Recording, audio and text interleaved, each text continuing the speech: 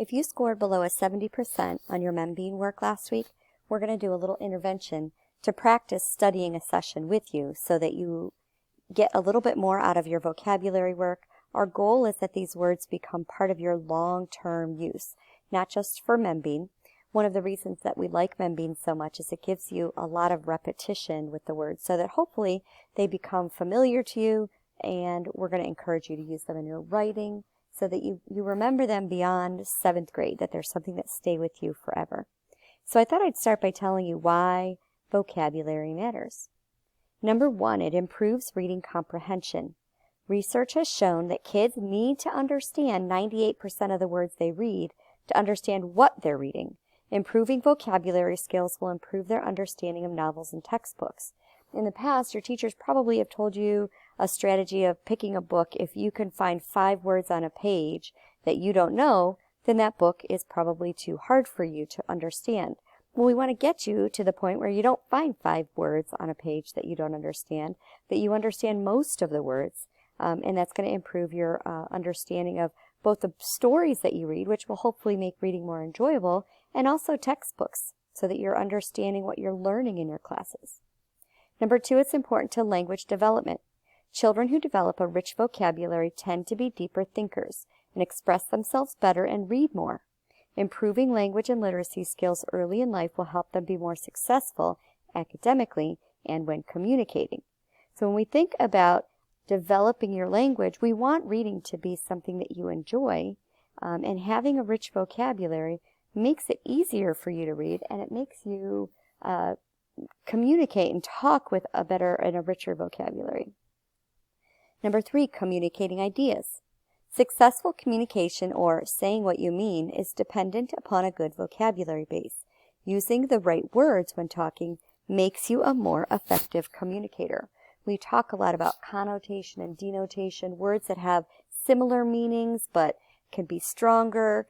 So vocabulary is having a good understanding of words and when to use the words appropriately and in the right situation. Number 4, expressing yourself in writing.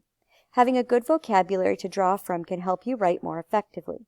Students need to use a more formal tone when writing, not conversational language, and to do that, they need a richer vocabulary to tap into those words that we don't use when we speak.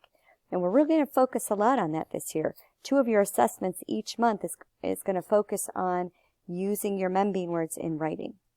And number 5, occupational success. And this is really the ultimate goal, and I think probably the most important. Researcher Johnson O'Connor found that a person's vocabulary level is the best single predictor of occupational success. That means that when you go into the business place, whatever business you decide to go in, whatever job you decide to go in, whether you decide to be a police officer or go into management in a restaurant, your ability to speak well and to have a large vocabulary has been in the past an indicator of how successful you're going to be. And that really is our goal, is to help kids develop skills that are going to make them successful in the future. So now I'm going to walk you through a little training session with me. And as we go, you're going to be asked some questions in the EdPuzzle to check your understanding. So I'm going to do a training session, and I'm going to do just a 10-minute, and I'm probably going to stop it even a little bit before that. So it starts by giving you review words. Artifact. What is an artifact? A statement that has been proven to be untrue, a book that tells about past cultures, a human-made object made from the distant past, or I'm not sure. And I know from social studies that an artifact is a human-made object from the distant past. Unsurpassed. If something has unsurpassed quality, what does it have? It has a very low quality because it's not made well. It has excellent quality, or it has the highest quality known. Now let's say I'm not sure what this is. I'm either going to miss it, or I could just click, I'm not sure. And it's going to take me to the practice page. And so the first thing that's going to happen is it's going to read that word to you. This is why I want you to make sure that you have headphones when you're studying. And I will be checking for this, especially if you're not scoring at the percentage that you need to. So use the audio. Unsurpassed. It's an adjective. You could also click the speaker here and it'll read this paragraph to you, although I would suggest you read it to yourself first, and then if you're not sure, then listen to it while you're looking for the right answer. We've talked a lot about context clues, looking for words like and or commas after the word that show you what it means. They also give you examples sometimes of what unsurpassed or what the vocabulary word means in the context of the paragraph. The unsurpassed film won every award, for nobody could beat this matchless movie in any Oscar category. The scenery was unsurpassed. Nothing could touch its quality or breathtaking views. The film also had an unsurpassed budget, as no movie had ever cost that much to make it before. If something has unsurpassed quality, what does it have? It has the highest quality known, it has a very low quality because it's not well made, or it has excellent quality. So when I think of it sounds like it's better than just good. It has the highest quality that's ever been. Now, after you pick the right answer, it's going to read to you the definition. Before you move on, take a few seconds. Look at the word parts. We've got a prefix, a couple of roots, and a suffix. So think about the meanings of those. Watch the video, and it's not going to let you watch the video. You can't hear it here, but watch the video. And what I like about the videos is they're real contexts of these words in real movies. That's Bruce Willis in a movie. And so use the videos. Have fun watching them. They're also going to go through a memory hook. Sure to pass. Unsurpassed is sure to pass. I am sure to pass you in the marathon because I'm unsurpassed in my ability to run fast and far. And then it's going to go through some different examples of where this word has been used before. So we see an actor, it's been used in a magazine, a newspaper. So look through the examples so that you see it used in context in the real world. This is where these words that we pick for you come from real words that we know that you're going to need someday because they're words that people use very frequently. They have related words down here, and then they have word constellation. So I would say if you miss a word or you're new to this word, it's not a word that you're very familiar, these are the words you need to take a little bit more time and studying. Now, I like for you to write these words down.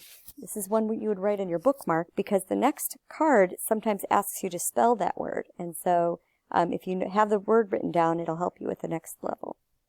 Now, that was just a review word, so now it's going to keep going through more words. Adversary. How would an adversary act towards you?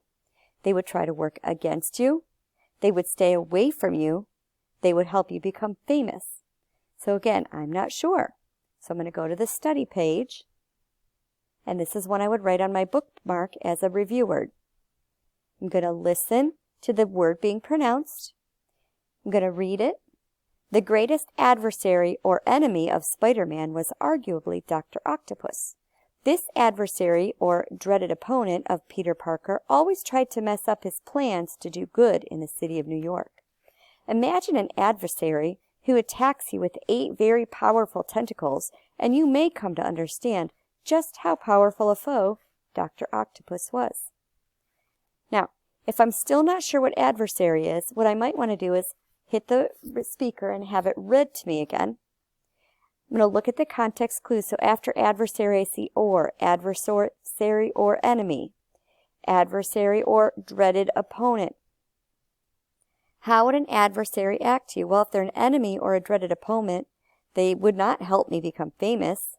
They wouldn't stay away from me. It sounds like they're making trouble for me. They would work against me. So again, here, once you click the right answer, it's going to read the definition for you. Take the time then to go look at the word ingredients. Again, if this is a word that you missed because you didn't know the definition or you couldn't give an example, you need to take a few minutes going through. Watch the video. Look at the memory hook. Anniversary, adversaries. My mom and dad used to celebrate their anniversary, but once they got divorced, they are nothing but adversaries on their anniversary. Look at the examples of the word used in the real world. Think about the image that's in the background, okay, before you move on. So I'm going to stop you here. And I'm going to give you, this is going to count for one of your sessions for Membean this week, as long as you complete the EdPuzzle. You're still responsible for doing 2 more sessions. And if you don't get your 75% or your 70% or higher next week, then you're going to have a different intervention to do next week. So take your time. Whether you do 5 words or 15 words or 25 words, you're still working for 15 minutes. So use that time to make sure that you're understanding the words that you're working on.